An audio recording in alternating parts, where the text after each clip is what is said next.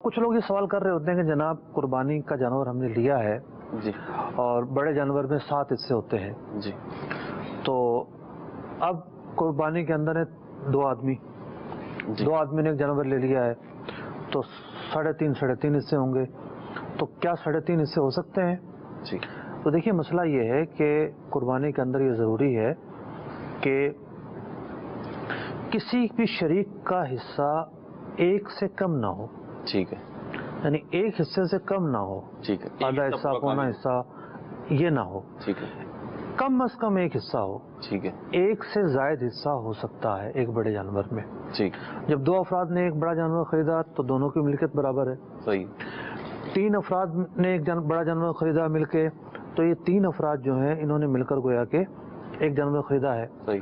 4 افراد ہیں تو 4 نے مل کر خریدا ہے. ٹھیک. تو اب اس کے 4 حصے ہوں گے. 5 ہے تو 5 نے مل کر خریدا ہے. صحیح. اس کے 5 حصے ہوں گے. ٹھیک. تو یوں 2 2.5 3 3.5 یہ چلتا ہے. ٹھیک. اس کی گنجائش ہے. اس بارے میں پریشان ہونے کی ضرورت نہیں ہوتی. ٹھیک. یہ بھی بلا وجہ لوگوں بعض نادان لوگ ہوتے ہیں جو علماء سے پوچھ کر مسائل نہیں بتاتے, یا ایسے لوگ ہوتے ہیں کہ جو مسائل بتاتے ہوئے احتیاط سے کام نہیں لیتے اور تکے لگا رہے ہوتے ہیں. تو ان لوگوں کی وجہ سے جو ہے یہ مسئلے غلط مشہور ہو جاتے ہیں.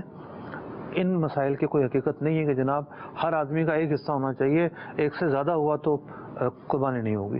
یہ غلط ہے. اچھا یہ بھی سننے کو ملا کہ جی 3 ہوں 5 ہوں یا 2 ہوں 4 ہوں کمی بیشی نہیں ہو سکتی. ٹھیک. یہ بھی درست نہیں ہے.